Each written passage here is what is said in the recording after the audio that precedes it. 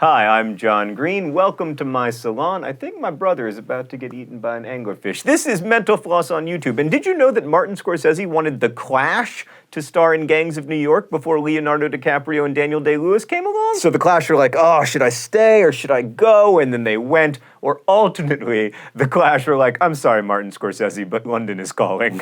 Those are both terrible jokes. Anyway, that's the first of many tragically unfinished films that I'm going to tell you about today.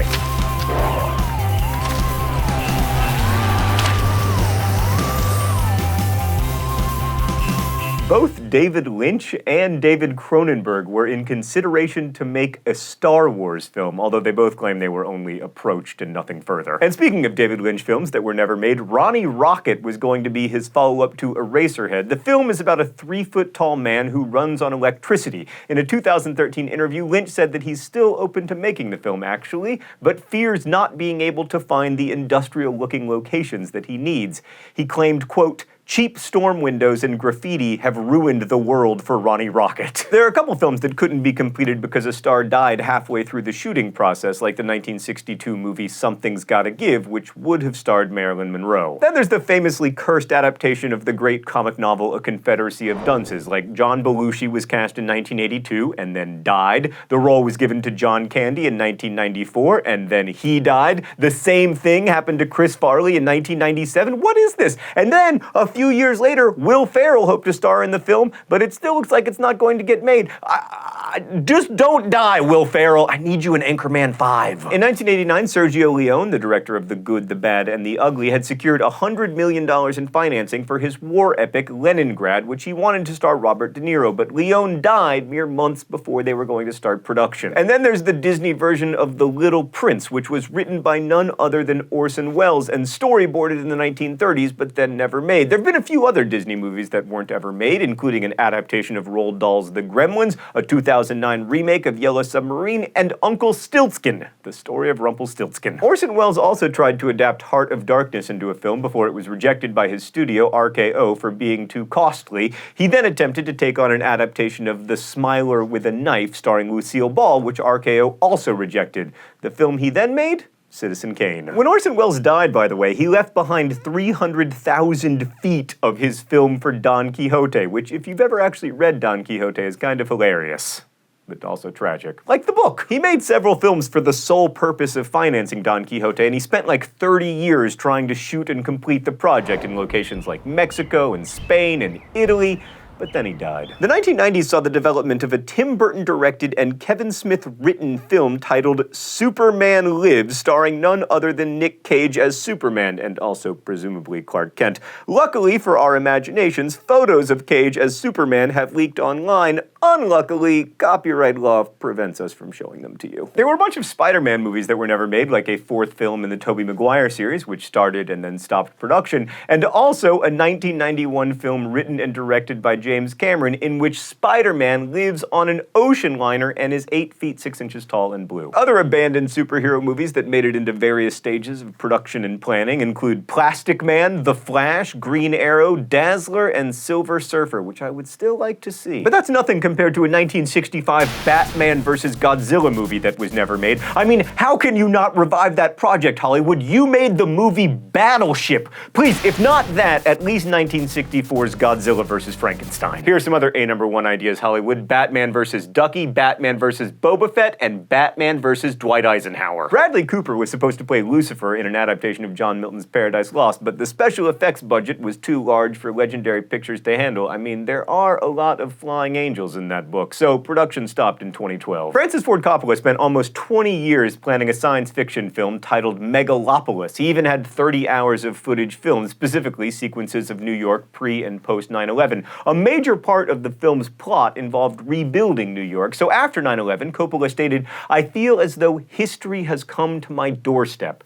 But then production got too expensive and stopped later in 2001, so much for history at your doorstep, dude. Before David Lynch adapted Dune, Alejandro Jodorowsky wanted to make the film in the 1970s, starring some people you might have heard of, like Orson Welles, Mick Jagger, and Salvador Dali. He also wanted Pink Floyd to provide the soundtrack. Again, finances made the film impossible, which makes sense because apparently Dali insisted to be paid $100,000 per hour. Ridley Scott was later hired to make Dune, but had to drop out, so we got David Lynch, which, not so bad. Mel Gibson was preparing to make an adaptation of Fahrenheit 451 in 2006, but you may remember that there were other things going on in Mel Gibson's life in 2006, so yeah, no. In 1971, Stanley Kubrick wrote to a colleague, "It's impossible to tell you what I'm going to do, except to say that I expect to make the best movie ever made." We'll never know if he was right, because Napoleon never went into production. The budget was around $5.2 million, which is like $33 million in today's terms, and the Romanian army had even agreed to be in the battle scenes, because, this was pre-CGI. But Kubrick couldn't get the money together. He continued to work on the movie until his death in 1999, collecting one of the world's largest and most comprehensive archives about Napoleon inside of his own house. And the saga isn't over yet, because Steven Spielberg hopes to make a miniseries from Kubrick's script. Ridley Scott planned to adapt Cormac McCarthy's violent novel Blood Meridian, but later stated, "I think it's a really tricky one, and maybe it's something that should be left as a novel," which, by the way, is what many hundreds of movie producers have said about my book Looking for Alaska in the last 10 years. David Fincher worked for a long time on a remake of the film Heavy Metal, but he couldn't get it made because it was impossible to get a studio to sign on to an R-rated cartoon, even after famous directors agreed to join the project, like James Cameron, Zack Snyder, who directed 300, and Gore Verbinski, who directed Pirates of the Caribbean. Fincher still couldn't get the project going. Peter Jackson hired Neil Blomkamp to direct a movie based on the Halo video game series, but the movie stopped production in 2006. And then Jackson and his partner felt really bad for Blomkamp, so they helped him get $30 million for his passion project, which would become the Oscar-nominated District 9. Moral of the story, get Peter Jackson to feel bad for you, because then he'll find you $30 million. In the 1960s, John Lennon desperately wanted to play the role of Gollum in The Lord of the Rings. Paul McCartney would be Frodo, Ringo Starr would be Sam, and George Harrison would be Gandalf, and no, I am not making this up. Stanley Kubrick was approached to direct the movie, but J.R.R. Tolkien owned the movie rights to his book and wouldn't allow the project to happen. You monster! I'm just gonna put this out there right now. If the boys from One Direction want to star in a movie version of An Abundance of Catherines, I'm in. You guys remember when I compared One Direction to the Beatles? Sometimes movies do get made, but then they're lost, which is what happened to Quentin Tarantino's 1987 film My Best Friend's Birthday. Only 36 out of 70 minutes of the film survived due to an unfortunate fire. What? They're both boy bands? Alright, another example of an apparently lost film is Uncle Tom's Fairy Tales, one of Richard Pryor's first movies. For years, it was rumored that Pryor's wife destroyed the film's negatives, never to be seen again, but then in 2005, a Directors Guild film retrospective apparently featured clips from the movie. So, is it gone forever? We still don't know. One of the biggest mysteries to film fans is The Day the Clown Cried from 1972. Jerry Lewis directed and starred in his first serious film about a clown entertaining children in a Nazi concentration camp. The film is finished, but Lewis never allowed it to be released for still unknown reasons. In 1977, the great Roger Ebert wrote a screenplay for Who Killed Bambi, which would have been similar to the Beatles films, but starred the Sex Pistols. 2 days into filming, production stopped due to financial problems, but Ebert posted the screenplay on his blog in 2010. Link in the doobly-doo. Before Martin Scorsese made the Oscar-nominated film The Aviator, starring Leonardo DiCaprio, Christopher Nolan wanted to make a Howard Hughes biopic starring Jim Carrey. After the fact, the director said, "Luckily, I managed to find another wealthy, quirky character who's orphaned at a young age."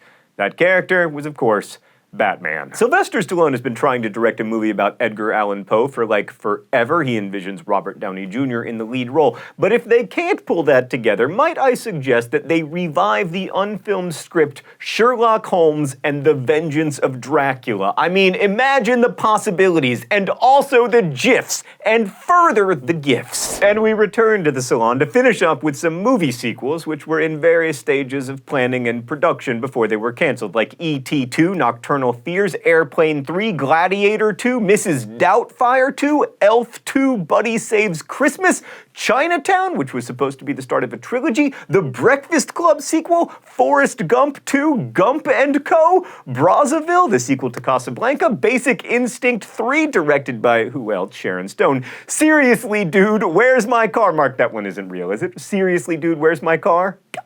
How did that not get made? Now, we just gotta put that one on Kickstarter and it'll get done like that. Then there's Kill Bill Volume 3, Twister 3D, Gremlins 3D, The Matrix 4, Napoleon Dynamite 2, and Beetlejuice 2, Beetlejuice Goes Hawaiian. Thanks for watching Mental Floss here on YouTube, which is made with the help of all of these nice people. Every week, we endeavor to answer one of your mind-blowing questions. This week's question comes from James Whiteford, who asks, can sharks really smell blood a mile away? Yes. In fact, according to National Geographic, great white sharks can smell blood from 3 miles away. And that, my friends, is why you don't swim in the ocean. Well, and also because it contains a lot of mussel sperm, as you'll no doubt remember from that video. You can submit your mind-blowing questions in comments. Also, let us know which of these films you would most like to have seen. I know, it's Seriously, Dude, Where's My Car? Thank you for watching, and as we say in my hometown, don't forget to be awesome.